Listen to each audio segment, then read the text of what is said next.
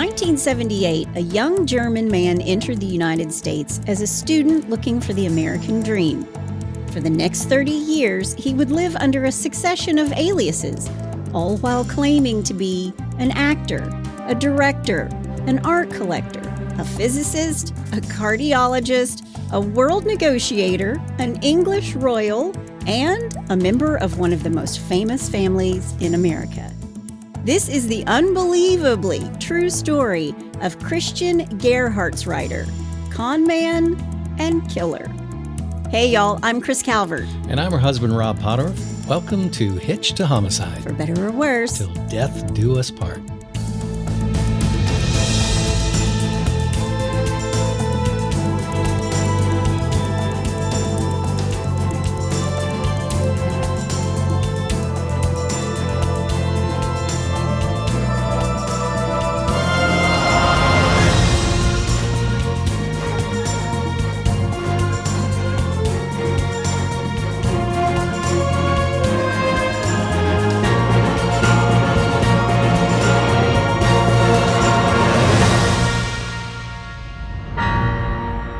Welcome back, everybody. Yes, welcome. Or for our Welsh friends, croissant.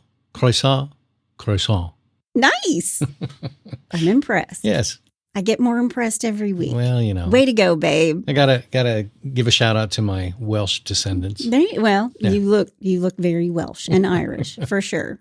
With a German name. We're about as white as you can get. Well, it's crazy. You say that to all the redheads. I do. Yeah. I say it to all my favorite. You're my favorite redhead, of course. Of course. Well, I just want to start by saying wherever you're listening, like, rate, and review. If you're watching on our new YouTube channel, just subscribe. Click that button right over there. Yeah, and check out the YouTube channel. It's fun. And we're having a good time with it. Yeah. I mean, come try it out. See what you think. We've had people say they feel like they're in the studio chit-chatting with us, which is exactly what we wanted. Yeah. So that's great. Yeah, it's fun. If you want to be even more a part of the crowd, you can join the In-Laws and Outlaws. That's our closed Facebook group. Go to H2H In-Laws and Outlaws on Facebook. We'll pop up, answer a few questions. Only 3. I got 3 this week. Last you're week I said in. it, yeah. 3 questions, you're in. That's all you need. Yeah. This is a very interesting case. It's a little long. There was so much information. I actually went through and edited my script and took some stuff out. Wow. Because there is so much to this guy. He sounds like Catch Me If You Can. Well, I was just getting ready to say 2 of my favorite movies are Catch Me If You Can and The Talented Mr. Ripley. Yeah. And this case is about a guy who's kind of a cross between Frank Abagnale Jr. and Tom Ripley. Yeah. And the story is so incredible. And it's all true. You know, truth is stranger than fiction. Yep. This story is like textbook. Before we get started, I want to thank some sources: the Los Angeles Times, the Ventura County Star, the Record Searchlight, Wikipedia, CBS 48 Hours, Beyond Crime, and The Man in the Rockefeller Suit by Mark Seal. Wow. I did read it. I will post a link to it and all the other sources in the show notes. Okay. Are you ready? Let's do it. Christian Karl Gerhartsreiter is born on February 21st, 1961, to Simon and Ermengarde in Siegsdorf, Bavaria, West Germany. I'm just impressed you got all that pronunciation. We can stop right here. Herr Meyerwieser would be so proud of me. That was my German teacher in high school. He grows up in Bergen, a small town of about 5,000 people. His father is a house painter, and his dad's also an artist. Okay. And Christian's parents thought he was the bee's knees, and they loved that he was a creative child. And until he is 12, he's also an only child. And he sort of acts like he's an only child for the rest of his life, even though he's got a younger brother, Alexander. Got it. In Christian's head, it was always about Christian. Now, while he's growing up in this small town in Germany, Christian watches a lot of television. A lot of television. Okay. He was hooked.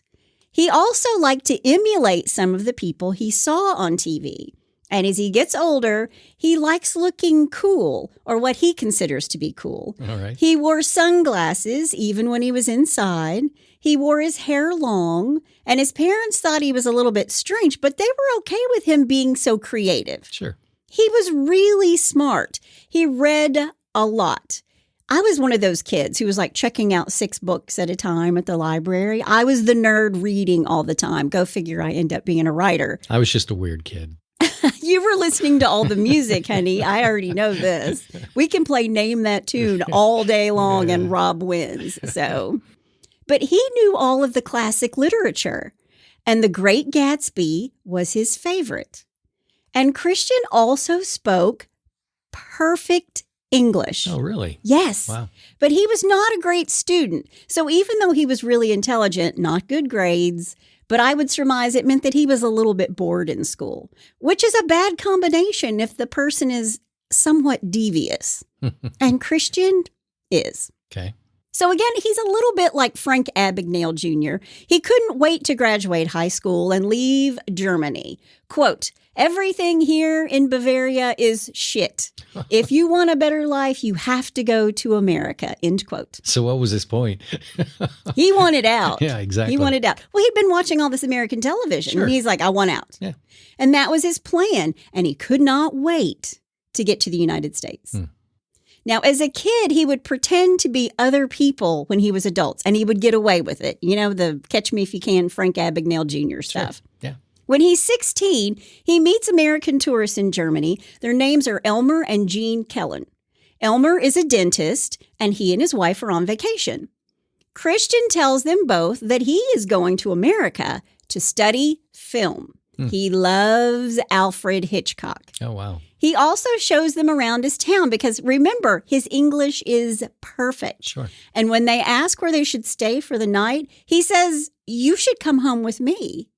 And this couple has said that it felt a little bit weird, but they did follow him home. They met his family, they ate dinner, and then they spent the night. Would you do that? I would not do that. No, me. I would not do that, but it's the 70s. It is the 70s. It was a different time. Yeah, people were, they're still hitchhiking. Yeah, they're hitchhiking and picking up people. And, you know, they're just sort of everyone love everybody, live together. It's not a big deal. Everybody love everybody. Everybody love everybody. My favorite movie. But before the Kellens leave the next morning, Christian gets their home address where they live in Loma Linda, California. And then he says goodbye to Elmer and Jean. And the Kellens are like, they're thinking, we're never going to see this kid again. But they say, if you're ever in California, look us up. Well, that was their first mistake. That's the first of many mistakes. Yeah. But then one day riding on the train in Germany, Christian also meets a guy named Peter Rockefeller. Peter's a kid who lives in the United States. He's from Connecticut. These two exchange information, and Peter says, "Hey, if you ever come to the United States, you should look me up." And just like the Kellen family, he's thinking, I'll never see this kid again, Sure. right? Yeah. A couple of months later, Christian is filling out his tourist visa to the United States. He's 17. He's graduated school, but he needs a sponsor for his visa. So whose name and address does he use? No. Elmer and Jean Kellen of Loma Linda, Oops. California. Wow. On October 16th, 1978, Christian arrives in Boston, Massachusetts. And who does he call when he lands? His buddy Peter, who lives in Connecticut. Hey, Pete, I'm here. He stays with him for a couple of weeks, sleeping on the couch. And on October 21st, 1978, he enrolls at Berlin, Connecticut High School. Okay. Now, he doesn't really have a sponsor family because he's not there as an exchange student, and he's actually already finished high school. But the school doesn't seem to care or check his school records in the motherland. Yeah. And Christian enrolls as a senior at Burlington High School, knowing that if he says he's a student, someone will take him in and he'll have room and board. Okay. Christian put an ad out, quote, "exchange student looking for room and board," and a woman named Gwen Savio, who's the librarian at the Berlin High School, had hosted an exchange student before. And she's got a family. She's got a 15-year-old son. She's got 3 other children. And she takes him in. Yeah. Well, once again, it's a 7. I was an exchange student when I was in high school in South America and lived with a family down there. And Yeah, exactly. Christian slept in the living room and was actually the 5th child living in this house. So, I mean, they took him in when they really didn't have the room. Right. So they're doing this out of the goodness of their heart. But he did go to school, but mostly he watched TV. And he loved watching, wait for it, Gilligan's Island.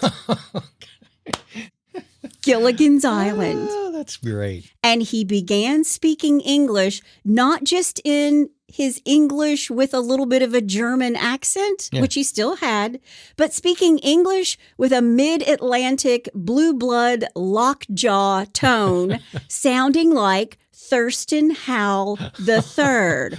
Oh, lovey.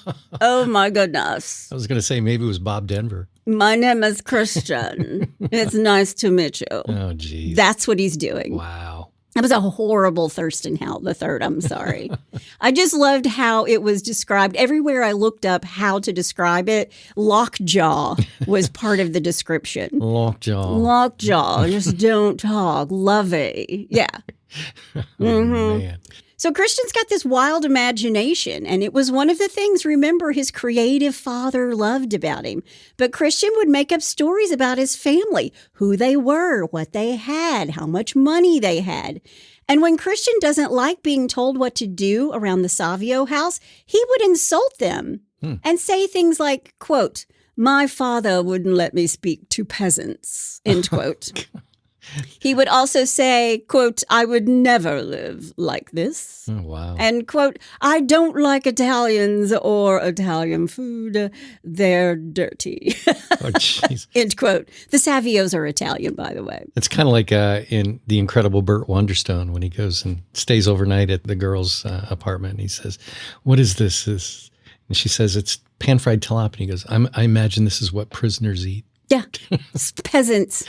The peasants. And then he puts the plates out in front of her apartment and claps his hand. "Garçon. Andre. Pick up." Yeah.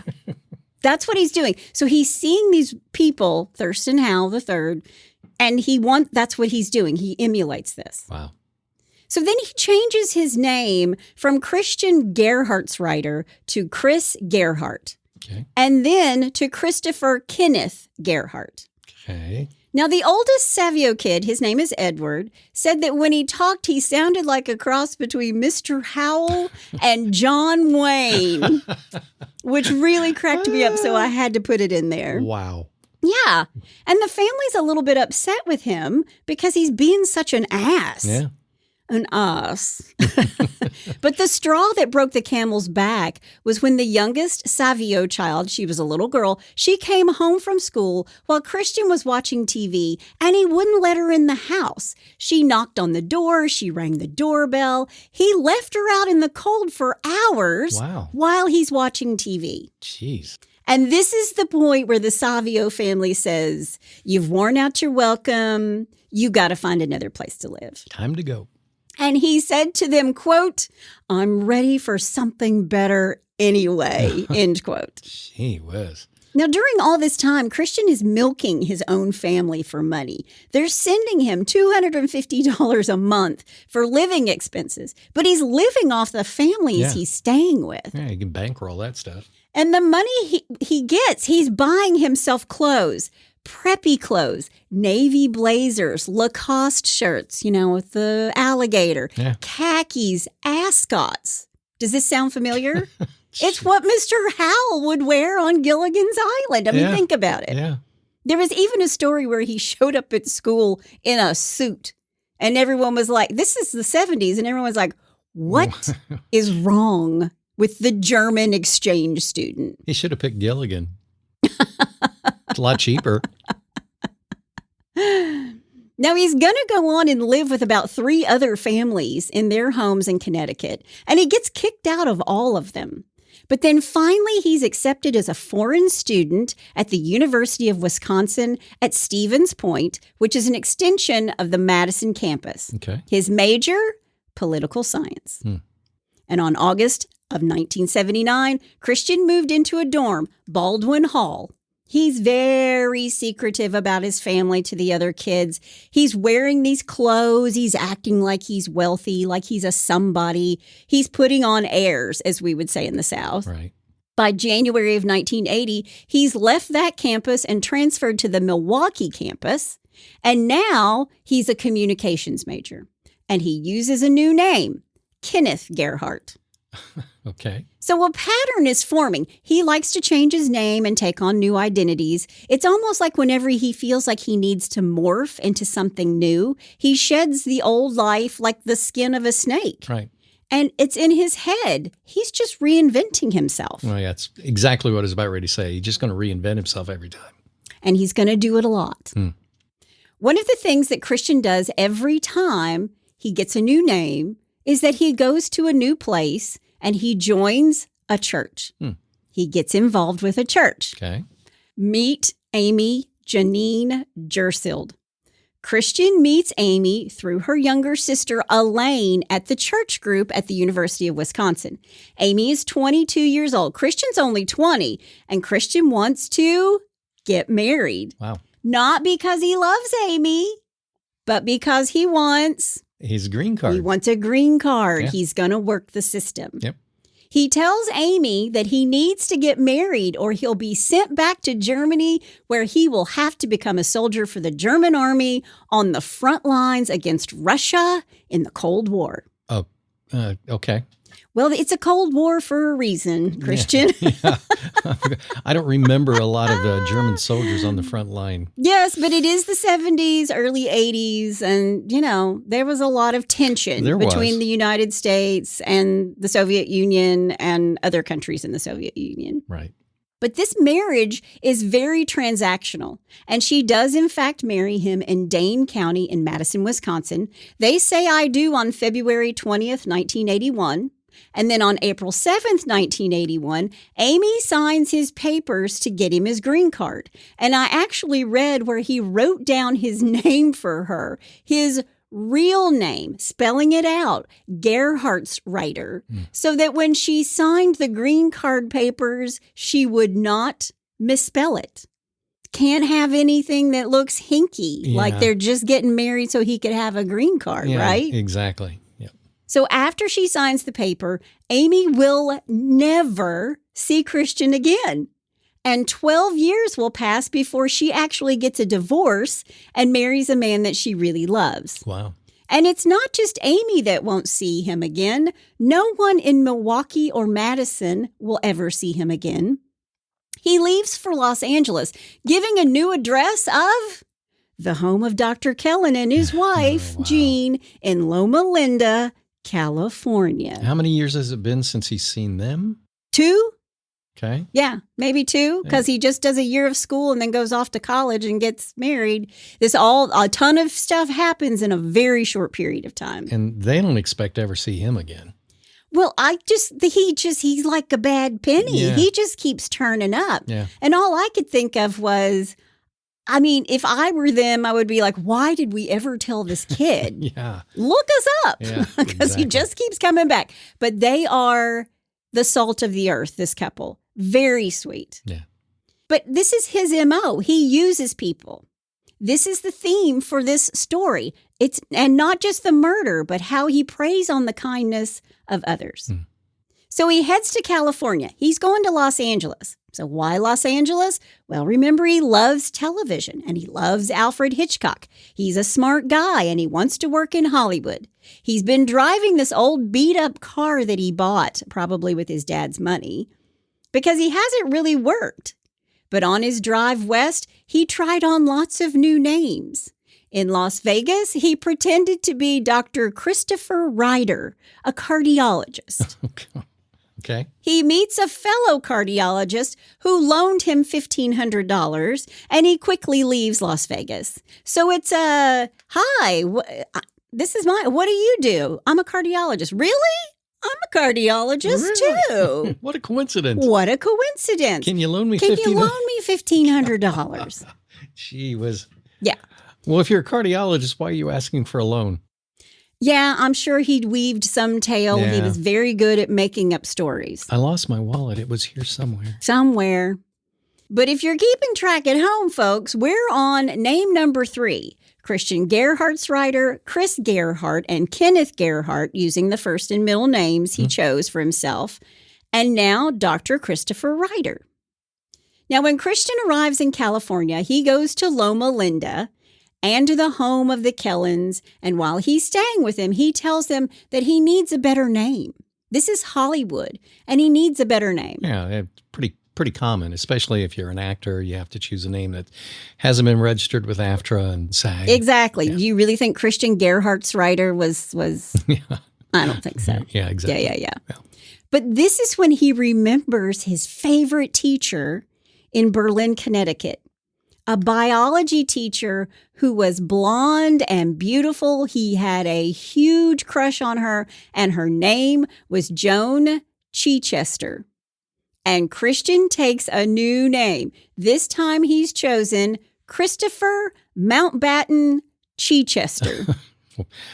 There's a lot of names out there you could copy. I'm not sure that Chichester would probably be the one that I would choose. But don't forget, Mountbatten, that's going to come into play in a second. Okay. May 26, 1981, Christian moves not to Los Angeles, but to the small town just 12 miles east called San Marino. Okay. It's a place that's filled with money and society.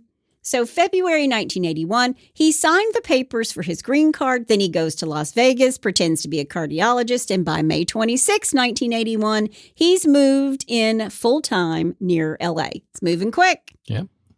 He's still driving the same beat-up car, but suddenly he's showing up at all the clubs in this exclusive community of San Marino. He shows up at city council meetings. And when people start to ask questions, he tells them his name is Christopher Mountbatten Chichester, the 13th Baronet. He speaks in a cross between Thurston Howell accent and a little bit of an English accent thrown in. So think Thurston Howell and Prince Charles. There you go. Who's now King Charles. But it's still yes, my name is Christian Mountbatten Chichester. And then he threw the ball at him and then just and then he stepped on the ball. Yeah. What movie is that from? Trading Places. There you go. He tells everyone that he's a graduate of Yale. He joins the Rotary. He starts getting invitations to parties, and he joins the Church of Our Savior, which is the oldest church in the area. Now, at church, he meets a lot of kindly widows, women with no husbands, but lots of money. And Christian knows everything about everything. He's a smooth talker. Sure. And of course, they're calling him Christopher and not Christian. And I'm going to continue to call him Christian until we get to a certain point, just so we don't get confused. Okay. But he has this community so bamboozled that in 1982, the local newspaper writes a story about how their community now had a descendant of Sir Francis Chichester, who Elizabeth II herself had knighted, living amongst them. Oh, man, this guy's good. He even tells them at one point that his family owned a chapel in Europe, in England, and that he wanted to have it sent over. Wow. Really? Like, really? Wow. Yeah. He's wearing the khaki pants. He's wearing the navy blazer with a crest on it. He wears his Yale baseball hat sometimes, but he still has no money, and he's still driving a jalopy. He's driving this beat-up car. So things don't add up. But for some reason, he's able to just pull the wool over everybody's eyes. I mean, isn't anybody questioning why he's driving a piece of junk? He always had an excuse for stuff. Okay. Just wait. The excuses get so good. All right. But the women from the church, the widows, they take pity on him, and they're driving him around town. So he's charming them. He's using his fake British accent. He tells them he studied at USC, or insinuated that he was a teacher's assistant for Arthur Knight, who's a famous teacher. He's a famous author and a film critic. This is the guy whose pupil was actually George Lucas. Oh, wow. He's that guy. Wow. He's teaching the men and women that we watch their movies today. Wow. That's who's teaching them. And he's saying that he was his TA. Jeez.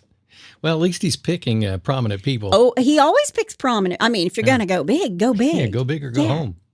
And Christian liked to use props to go along with all these stories. He carried with him business cards that said he was Christopher Chichester, the 13th Baronet, with a family crest. And he would walk around with a script under his arm like he was getting ready to produce a movie. Yeah. He was playing a part is what he was doing. Oh, my gosh. Yeah. So many parts. Yeah. He would audit classes at USC, but he wasn't a student. He loved Alfred Hitchcock, and he loved the idea of the perfect crime. Uh-oh. He acts as if he's very wealthy, and because he's so wealthy, it only makes sense that he's a little bit eccentric. You know, people with money are a little weird sometimes. Sure. But the funny thing is, he always showed up to people's homes at meal times, and nobody really knows where he lives. But he would show up around dinner time or lunchtime and say, "Oh, I'm sorry, I didn't realize I was interrupting dinner," or "Oh, I'm so sorry, I didn't realize I was interrupting dinner." But while I'm here. And of course, they're like, "Please come in and eat with us."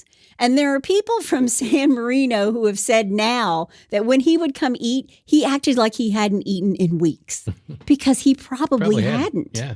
Yeah. But Christian is going to Bible study, hanging out with the old money widows, and this is where he meets, through friends, a woman named Ruth Dee Sohus. Okay.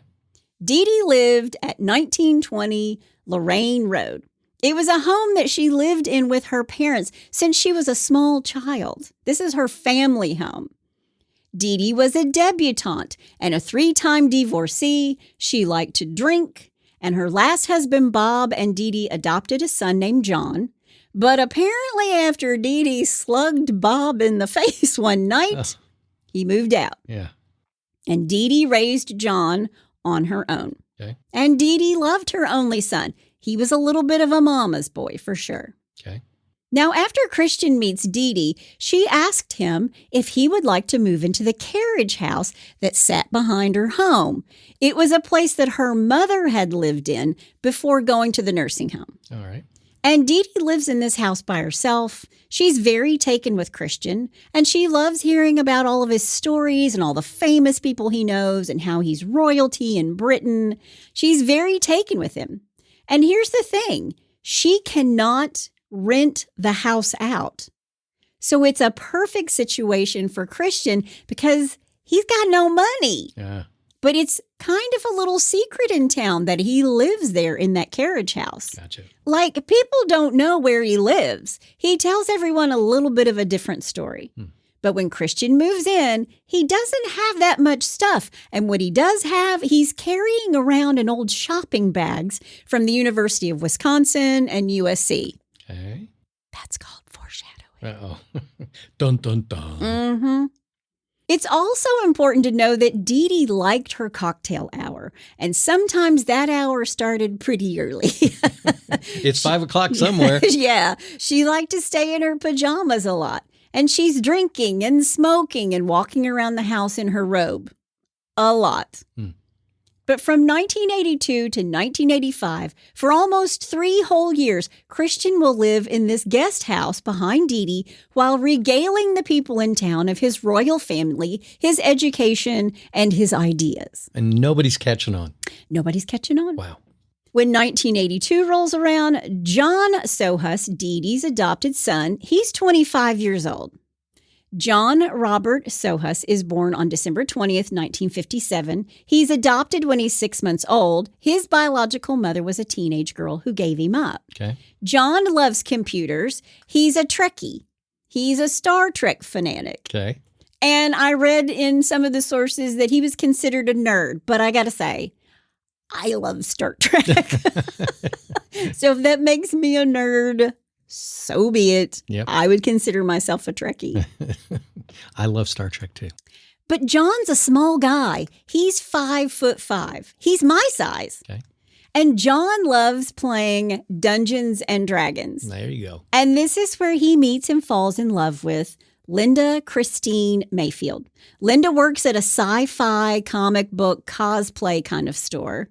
Linda is not a small girl. She's over 6 feet tall and weighs over 200 pounds. Okay. And she has strawberry blonde hair. So John is 5'5", maybe 130. She's 6 feet, over 200 pounds. It is a match made in heaven. Opposites attract. Exactly. They decide they want to get married, but money is tight. So they move in with Dee Dee at her home on 1920 Lorraine Road.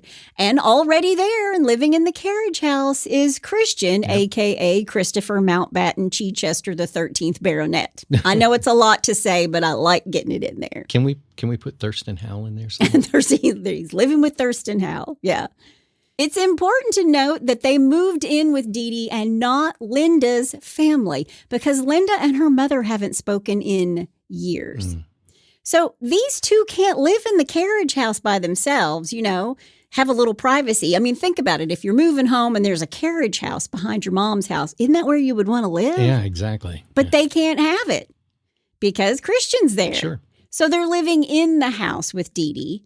And even when John and Linda get married, they're still living in the house with Dee Dee because they're trying to save some money.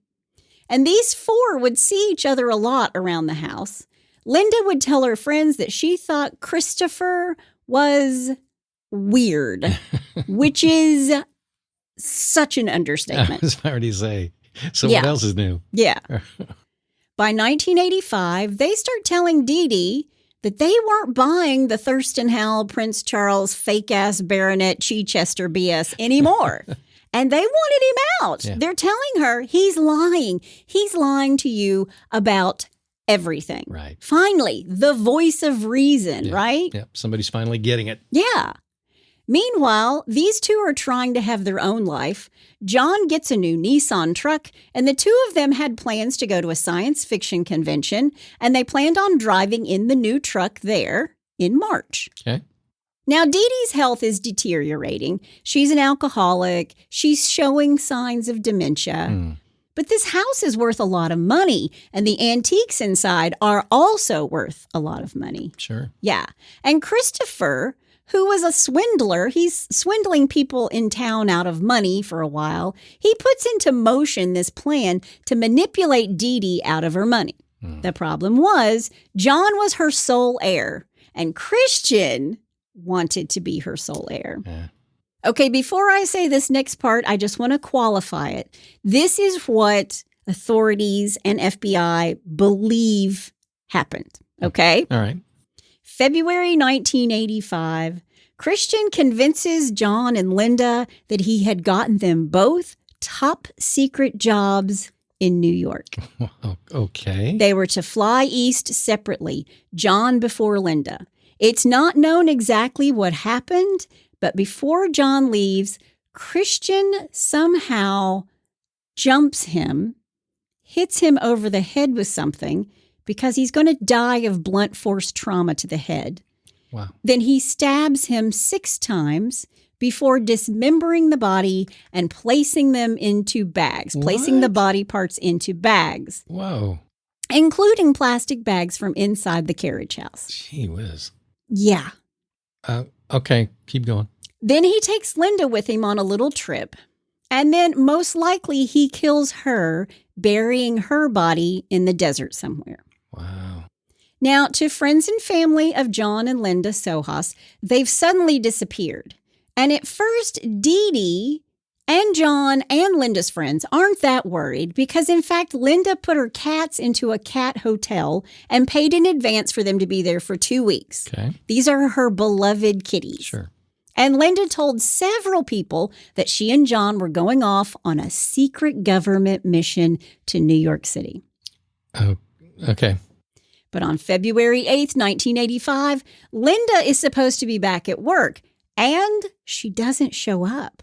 And her friends become worried, and they call Dee Dee, who tells police that John and Linda had gone to Paris. And then she says they went to New York because John was offered a top secret government job, but she felt sure they'd be back because John wasn't going to miss the sci-fi convention in March, right? Right. Now, if you're Christian, a man who makes up existences and scenarios all the time, you could convince people you're the 13th baronet and you're related to the Mountbattens, a British dynasty who Queen Elizabeth's husband, Prince Philip, is a part of.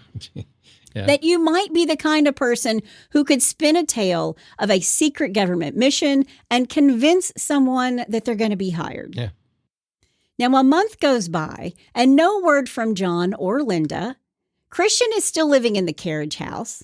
Finally, police show up because Linda's friends are really worried. Of course. And Dee Dee tells the police that they aren't missing, that she's working with a source, and she can't reveal who the source is or how she contacts them. Wow. Because this is all top secret. Well, and she's starting to suffer dementia. Yes. Yeah, so.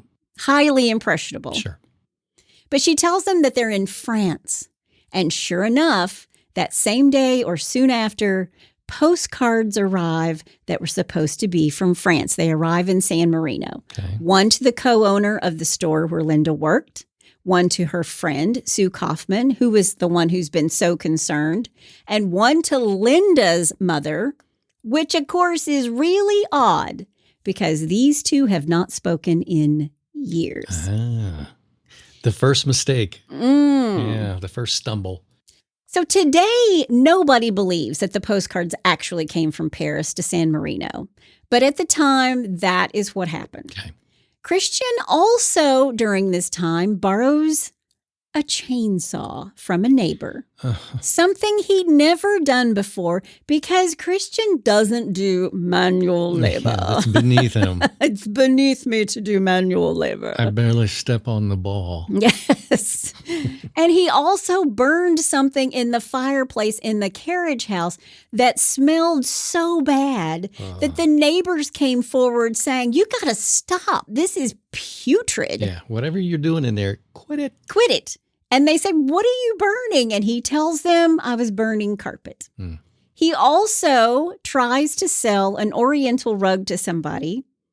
He tells them all about it, rolls it up, takes it to him, unrolls it, and the person who's trying to buy it goes, that's a blood stain. And what does Christian do? He rolls the rug back up again. He's like, "Okay, never mind." Walks away.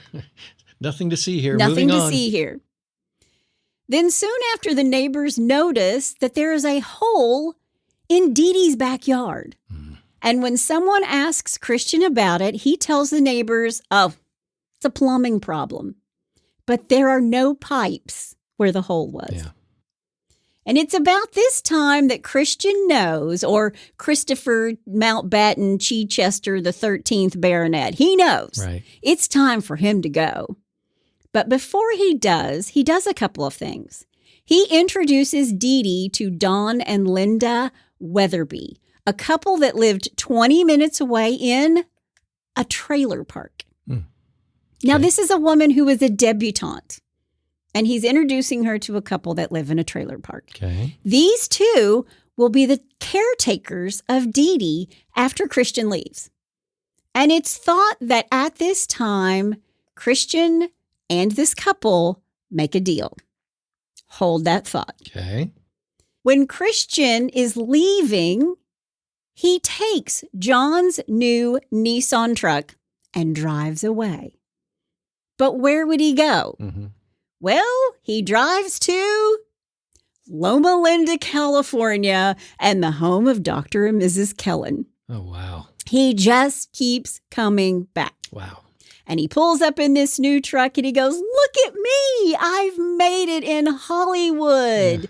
And these two have to be like, not this guy again. He's back. He tells them he's off to the Cannes Film Festival and he asks for some money, some pocket cash for the trip. And they give it to him, $1,500. Wow. Yeah. 5 months after John and Linda go missing, Dee Dee calls the police in San Marino because, quote, "the source has asked for John and Linda's things to be shipped to Iredale, North Carolina." It's also now that the authorities are thinking Dee Dee might have a little touch of dementia and maybe she doesn't know what's going on around her at all. Right. Yeah. Yeah. Meanwhile, Christian, a.k.a. Chris, a.k.a. Kenneth, a.k.a. Dr. Christopher Ryder, a.k.a. Christopher Mountbatten Chichester XIII, that guy, he's still wearing his khakis, his Sperry boat shoes, his Lacoste shirts, his Yale baseball hat. He also has round black glasses. He drives across the United States using the money he got from the Kellens to go to the Cannes Film Festival, which he's not going to. He drives from California to New York City. And in June of 1985, he arrives in Greenwich, Connecticut. Okay. His new name, Christopher C. Crowe. Wow.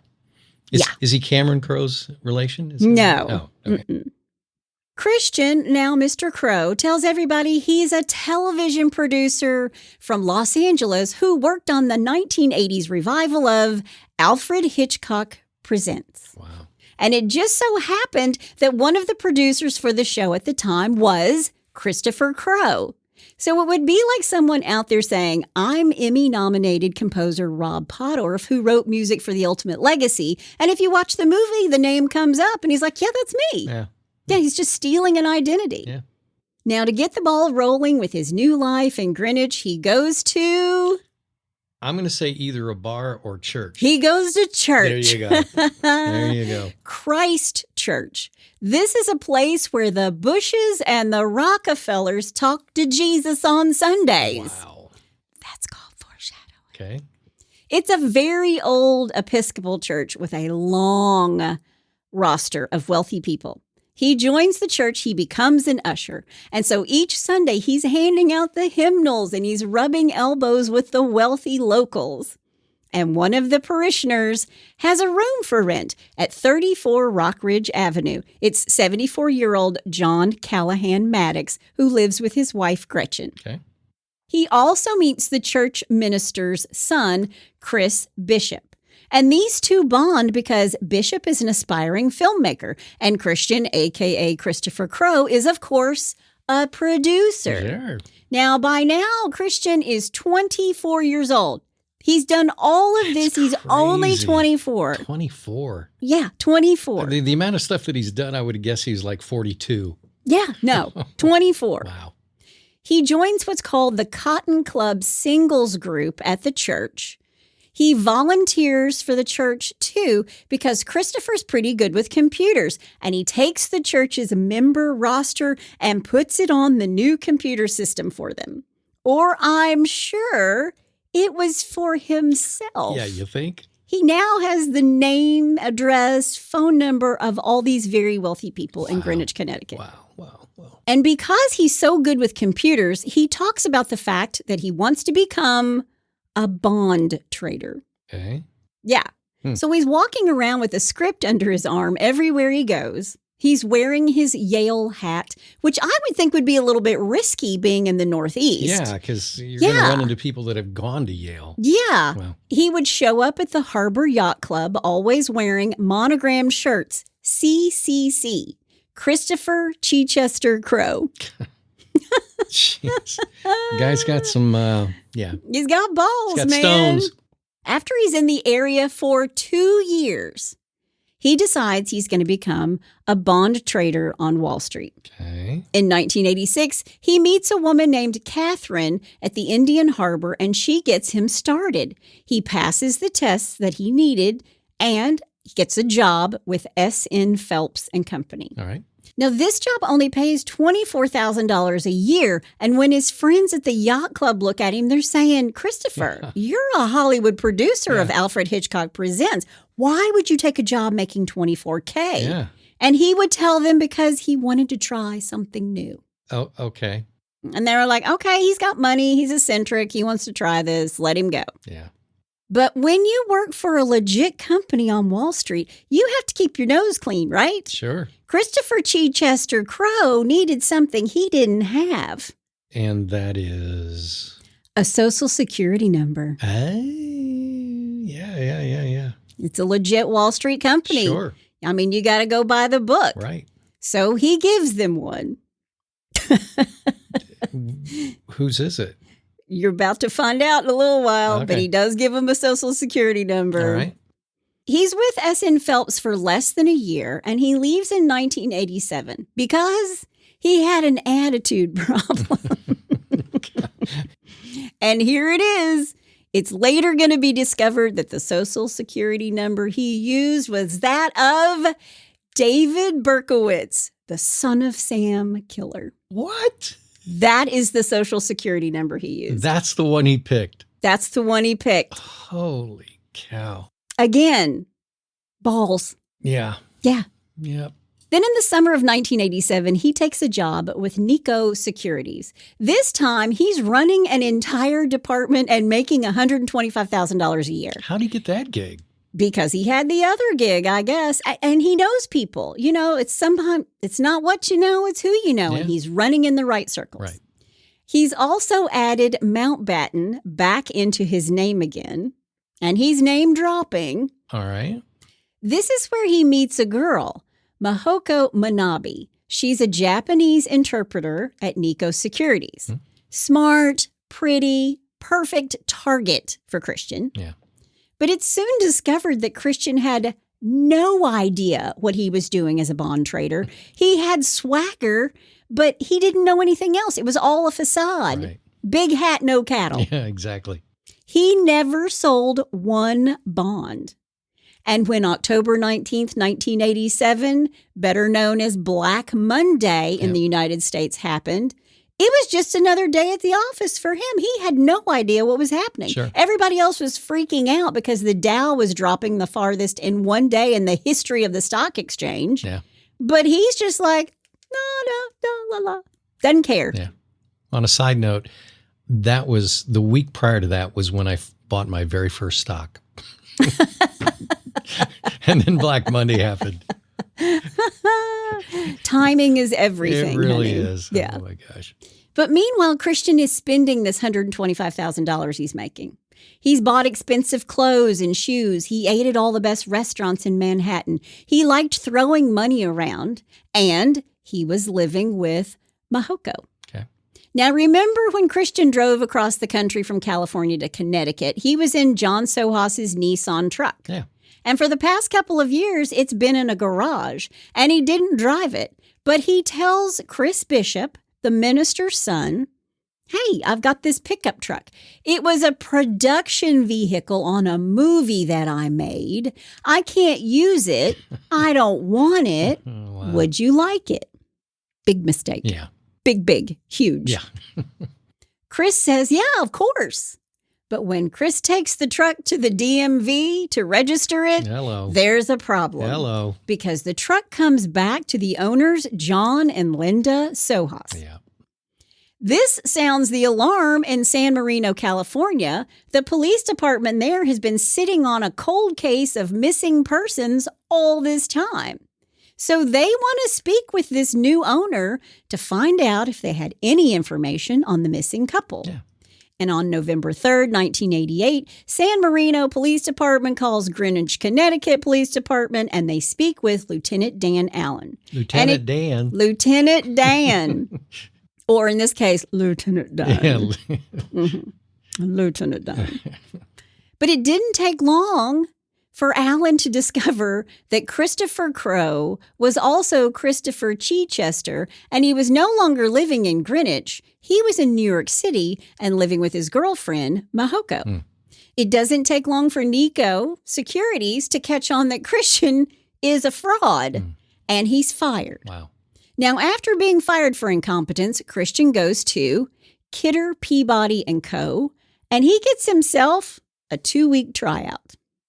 He's living with Mahoko. She takes the first call from the Greenwich Police Department and Dan Allen. She passes the information along to him, and when Christian comes back from a business trip with a colleague at Kidder Peabody, Okay.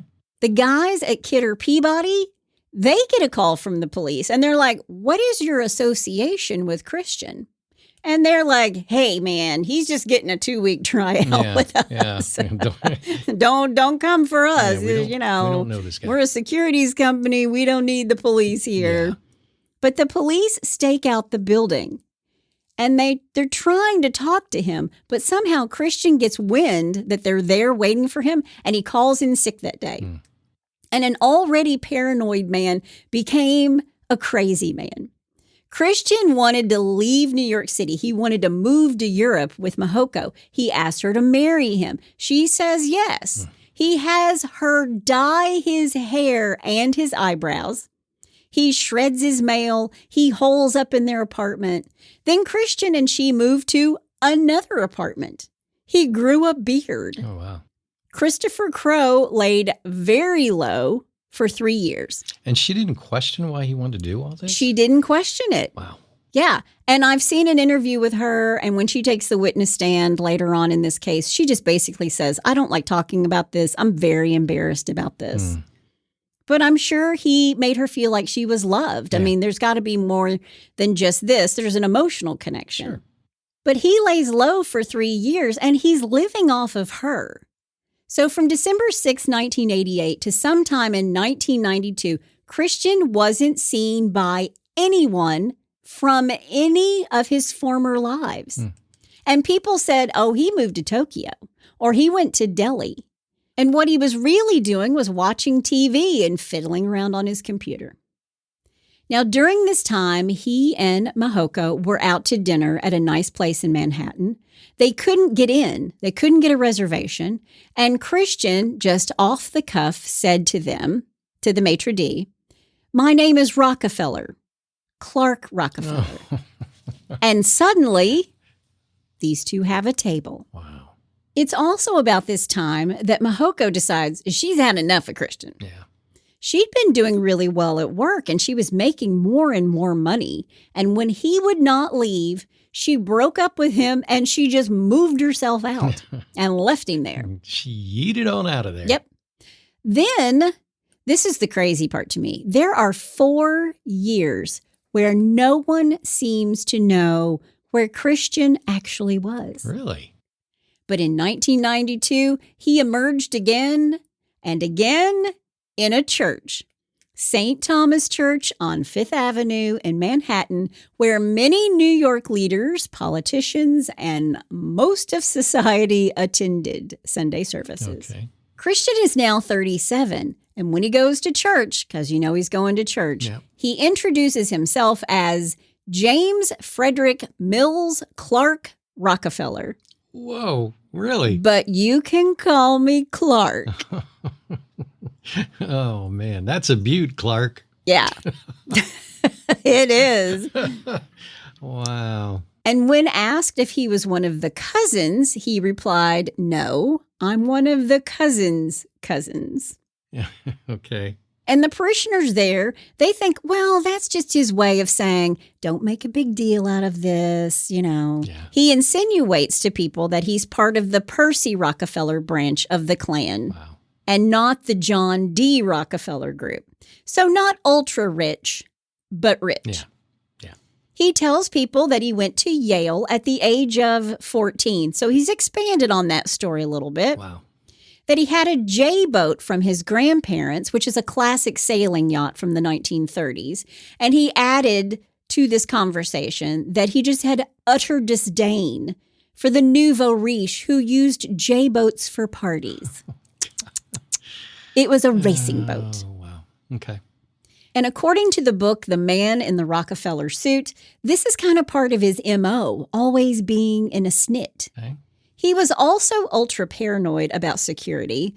You're going to love this. Okay. He carried around this radio device acting like it was connected to Rockefeller's security offices. Oh, man. It was so he wouldn't be kidnapped. Oh, okay. All right. He played upon the fact that he was extremely private with his life, which tracked with his Rockefeller name. Sure. He told people that he was working on solving third world debt, particularly in the Pacific Rim. Okay. He told them that his parents died when he was 16 and he basically raised himself. But it's through this church that Christian, now Clark, meets in the spring of 1993 Sandra Lynn Boss. She's a bright young Harvard Business School student. She's 26. Christian is 32. Mm-hmm. He was a friend of Sandra's sister at church. Now, these two meet at a party where you have to dress up as a character from the board game Clue. Okay. Sandra went dressed as Miss Scarlet. And when Sandra returns to Harvard and Boston, Christian calls her and says, I want to see you again. He tells her his father's name is George Percy Rockefeller. His mother is Mary Roberts. She thinks he's really smart, and he is, and she is brilliant. She falls fast and hard for Clark, Christian. In the spring of 1994, he proposes. She accepts his odd and eccentric behavior because he was smart, and he was a Rockefeller. Right. Meanwhile, back in California, in San Marino, Dee Dee has sold the house at 1920 Lorraine, and new owners have decided to put in a swimming pool. Oh, okay. When they start digging, the bulldozer hits no.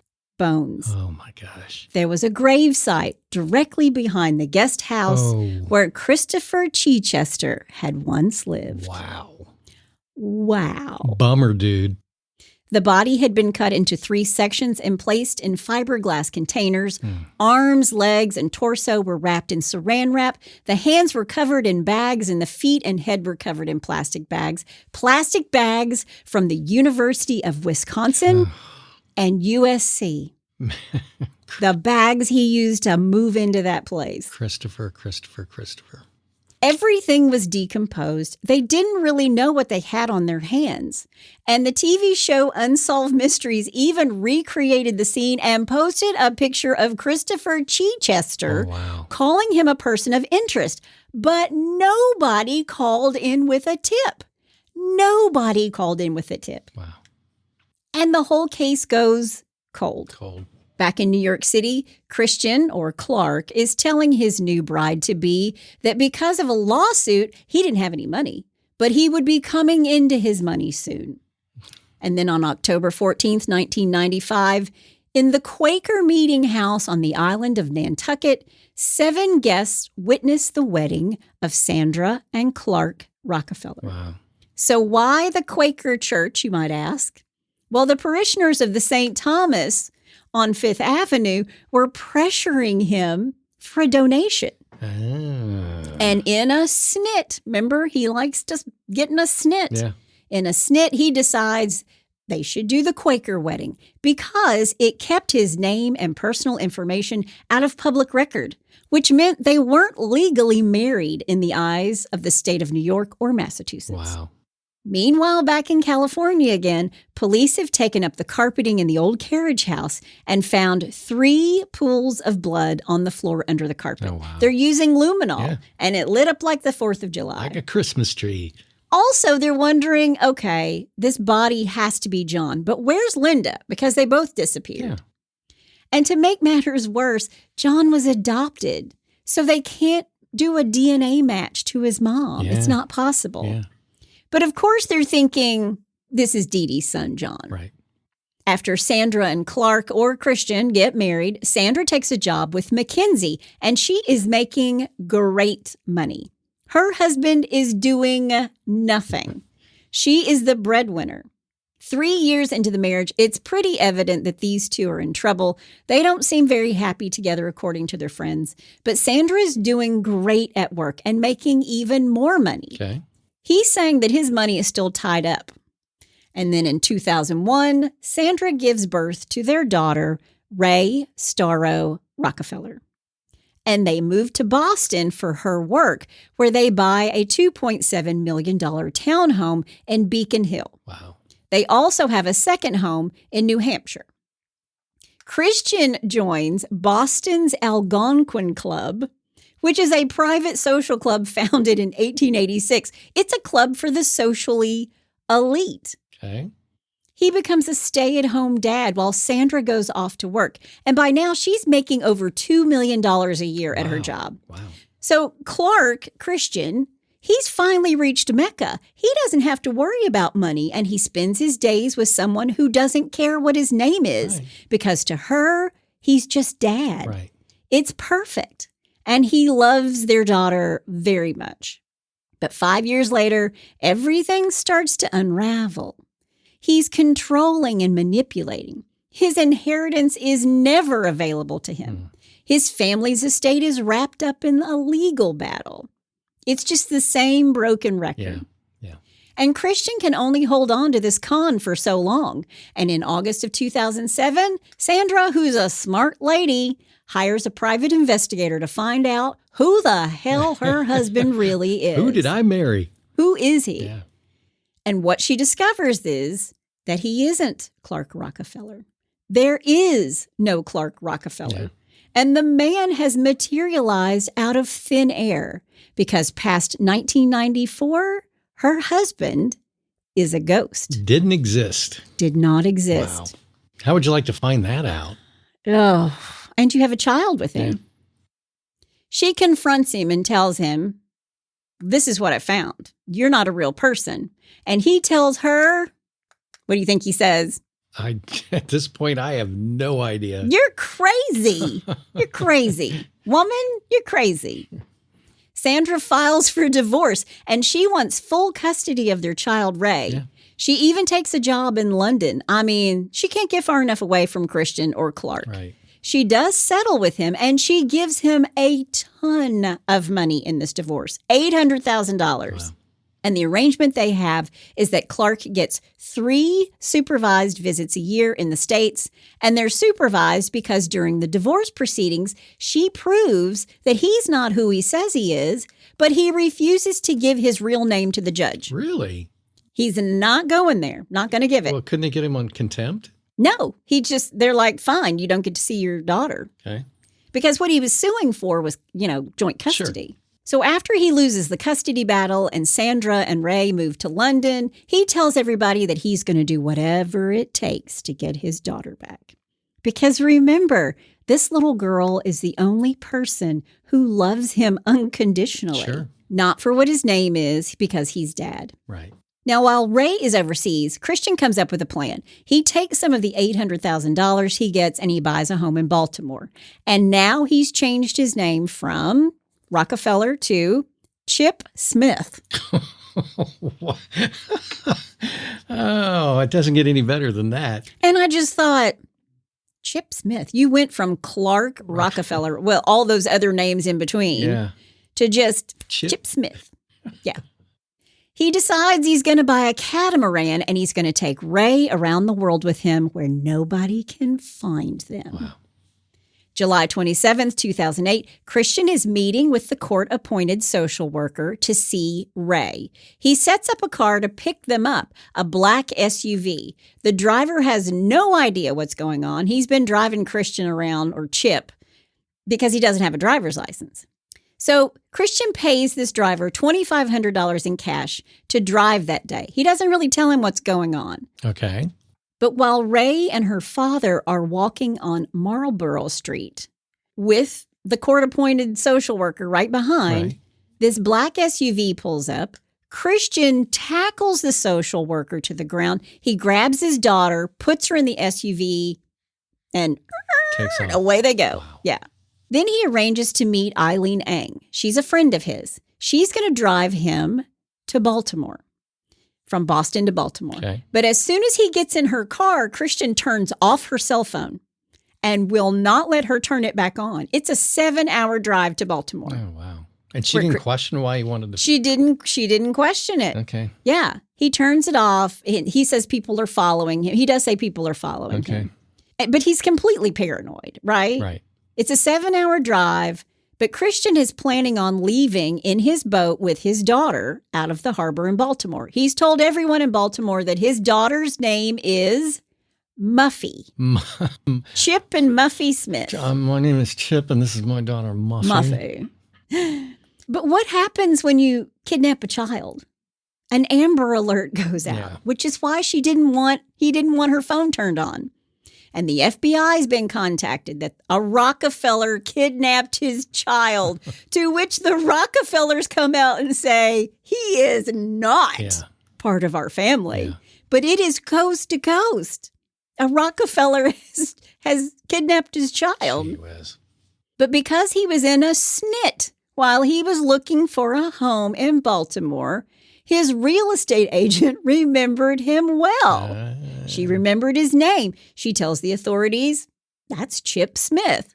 But even better than that, a friend in Baltimore had been with Christian the night before he kidnaps Ray.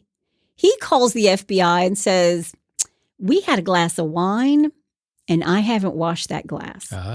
So they dust it for prints. Wow. And it comes back as Christian Karl Gerhartsreiter, 47-year-old German immigrant who came to the United States in 1978.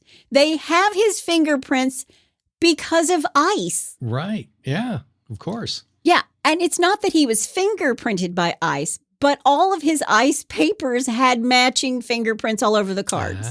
And because this is front page news everywhere, people start coming out of the woodwork. Yeah. Ed Savio, the 15-year-old he lived with when he first came to the United States, the very beginning, Berlin, Connecticut. He calls the FBI after seeing this photo and says, yeah, that's Christian Gerhartsreiter. Wow. For 6 days, the FBI is looking for Christian and Ray.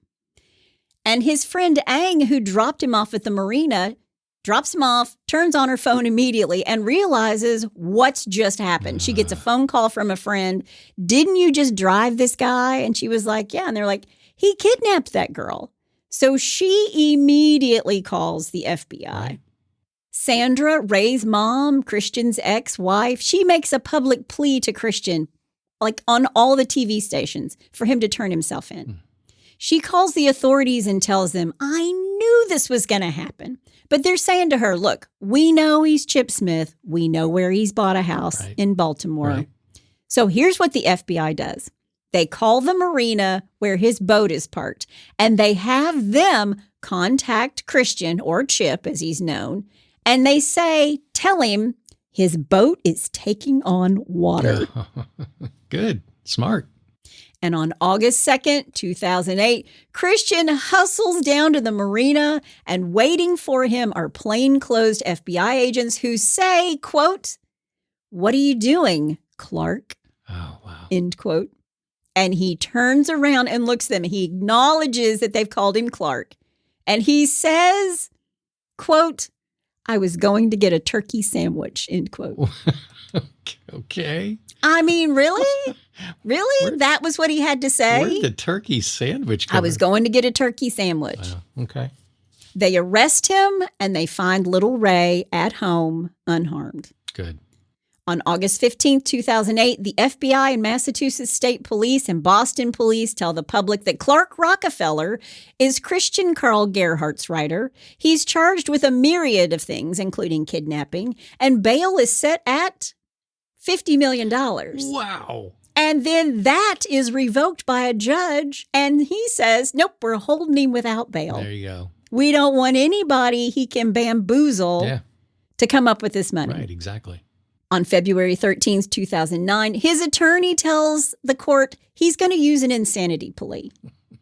During the trial conducted in Boston in mid-2009, Gerhartsreiter's defense team told jurors that he believed his daughter had communicated with him telepathically from London, where she and her mother moved after the divorce, begging him to rescue her. Oh, wow.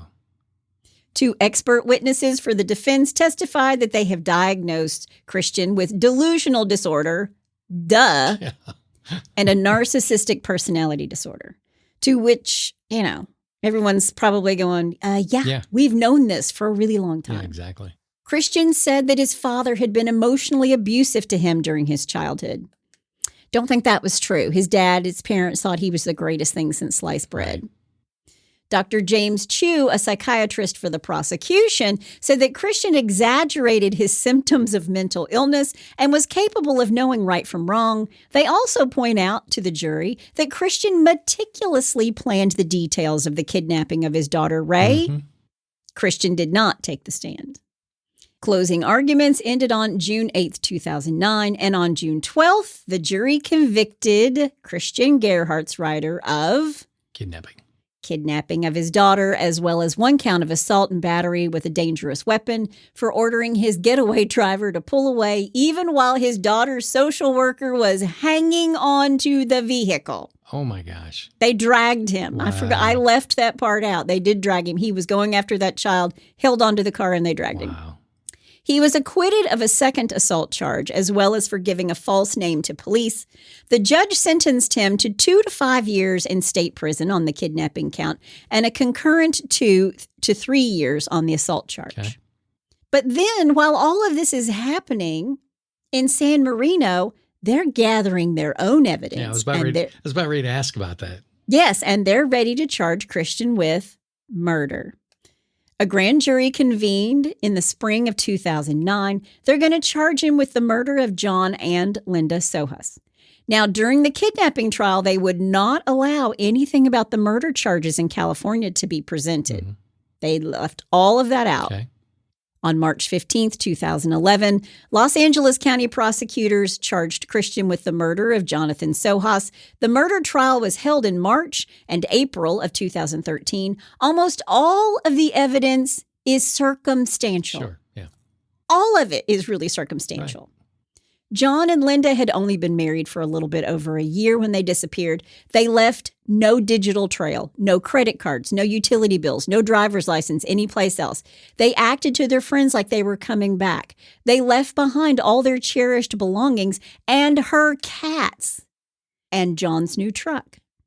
And the folks in San Marino talked about Christopher Chichester, the 13th baronet, how he was acting more strangely than usual, that he burned something that smelled putrid, that he had dug this hole in the backyard, that he had borrowed a chainsaw.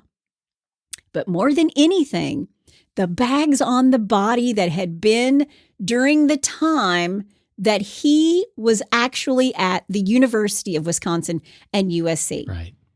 So they went back and said, okay, here are the bags to the universities. And they were like, yeah, that bag's from 1980. Oh. Yeah, that bag's from this year. Wow. And it coincided to when Christian was there. Couldn't they find any fingerprints on the bags? I don't think that there were fingerprints. Yeah. Okay. And not to mention, his girlfriend in New York City tells the jury how he eluded the police when they came asking about John's truck and how he changed his appearance. Yeah. Christian also said the couple went to Paris. Remember the postcards? Yeah. But the two had never left the United States. There was nothing that showed that they left the United States. The defense team said that Linda killed John and went into hiding. But when it was all said and done, Christian Gerhartsreiter was convicted of first-degree murder on April 10th, 2013. Right. The verdict included an enhancement for use of a deadly weapon to bludgeon John to death. Evidence in the case was completely circumstantial, but jurors were most swayed by those 2 plastic book bags and the fact that he drove away and kept John's truck. On August 15th, 2013, Christian was given the maximum sentence of 27 years to life, with credit for 1 year served after finishing his sentence in Massachusetts. After he was convicted, Christian fired his lawyers and represented himself during the sentencing phase. Of course he did. Yeah. He maintained his innocence during the sentencing hearing and said, quote, "I want to assert my innocence, that I firmly believe that the victim's wife killed the victim, but be that as it may, once again, I did not commit the crime of which I stand accused," end quote. His sentence was reduced on appeal in 2015 to 26 years to life with good time credits. He will be eligible for parole in December of 2029 when he will be 68 years old. Okay. His next parole hearing is currently scheduled for November 2028. Okay. Now, remember the Weatherbys, the couple that lived in the trailer park? Yeah. The people that Christian put in touch with Dee Dee while she was alive to take care of her? Right. Well, when Dee Dee sells the house she grew up in, she moves to this trailer park and they take care of Dee Dee. And when she dies, it's been said by Mrs. Weatherby that Christian got half of Dee Dee's estate and they got the other half. And if you go back to the will of Dee Dee, she did take her son John out of her will and add the Weatherbys. So did Christian make money when Dee Dee died? Yeah. And is that how he lived Yeah. when he was sort of off the grid and nobody knew where he was? Right. That part to me is crazy. Yeah. To this day, Christian sits in prison maintaining his innocence. But one thing hasn't changed. His name. He is still Christian Gerhartsreiter. But that's his story. Con man, killer. But that's all I have to say about that.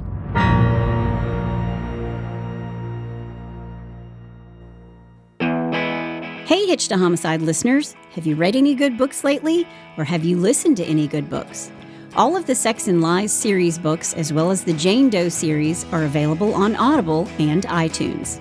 Hotter than hell in half of Alabama, the Sex and Lies series begins with Sex, Lies, and Sweet Tea. There are 9 books to listen to in that series alone. Left as a newborn to die in a dumpster, she has no name. Tossed from foster home to foster home, she has no family. With no known past, she's deemed a perfect fit for a task force Washington denies exists. A selective assassin for the United States government, Jane Doe tracks down known terrorists on domestic soil. The Jane Doe books have been called a bit military, a bit assassin, and a bit genius. Start the new year by listening to a good book by me, Chris Calvert, on Audible or iTunes. Or if you like to read, go to chriscalvert.com and download some free books. And thanks for being a listener of Hitched to Homicide.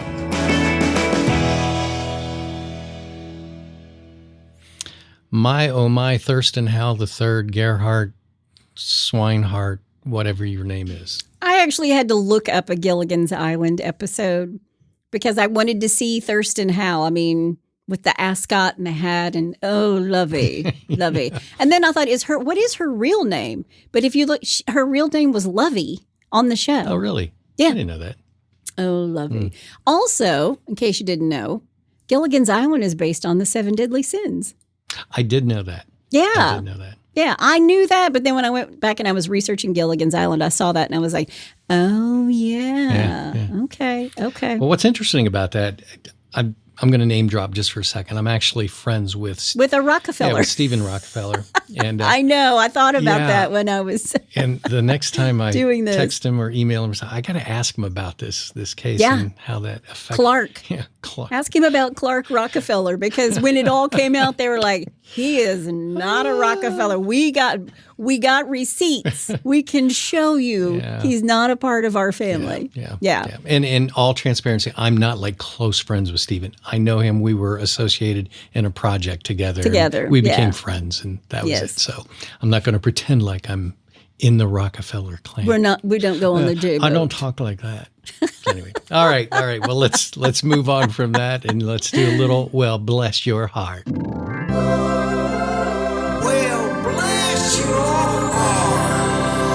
All right, I've got 3 short ones for today. Oh, we're doing rapid fire. We're doing rapid fire. Okay. This first one is called Caught. Police in Ossining, New York, I think that's how it's pronounced, were called to a mini-mart where they found Blake Leak, 23, trying to break in. They chased Leak through the streets until both cops took a tumble. Seizing the opportunity, Leak sought refuge on the grounds of a large building. Unfortunately for him, well, that building was the Sing Sing maximum security prison where he was promptly nabbed by a guard. Thanks for making it easy for us. Oh, my gosh. Oh, that's good. That's good. Loser. Okay. Second one. Did you just go, loser? Yeah, I did. The lowest high there is. For a trio of drug thieves, it was their lucky day. They broke into a home in Silver Springs, Florida, and discovered 3 jars of cocaine. They took it home and snorted the contents. That's when they discovered that the jars were, in fact, urns that contained the cremains of the dog. The cremains of the husband and 2 dogs. Yeah. Oh, I knew that one. Oh, my God. And the third one, watch where you're going. As 2 men waited in line at a coffee shop to pay their bill, a third cut in front of them. He threw a drink at the clerk, demanded all the money from the till. Temporarily surprised, the men quickly recovered and handcuffed the crook. Apparently, in his rush, the criminal didn't notice that they were police officers. He cut in front of the cops at the full Starbucks. uniform. That's called being focused. Can I make a confession? Yeah. I actually got a speeding ticket once on I-65 North through a construction zone. I was tired of being behind somebody really slow, and I passed when you weren't supposed to pass, and I went faster than you were supposed to go. And as I'm flying down the other lane, I realized the car in front of me was going slow because there was an Indiana state trooper in front of him. There you go. And I passed the Indiana state trooper, who promptly pulled me over. Sorry about that. And gave me a ticket. Bummer. I was focused, honey. Wow. I was focused. Yeah. That was a blonde moment. I mean, if you're going to change lanes and speed past everybody, at least speed past the state trooper, which I did. Go big or go home. Go big or go home. Exactly. Yeah. Well, if you have a bless your heart, or you know somebody's heart who needs to be blessed, like mine, for passing the state trooper, go to hitchedtohomicide.com. There's a pull-down menu. While you're there, you can also suggest a case. Yep. We love it when you guys do that. Yeah. We're getting some really good ones. Yeah. I promise they're all on the list. Yep. We enjoy all of your feedback so much. Thanks for listening with us again this week. That's my amazing husband out there. That's my beautiful bride in the booth. Join us next time on Hitched to Homicide. Bye, y'all.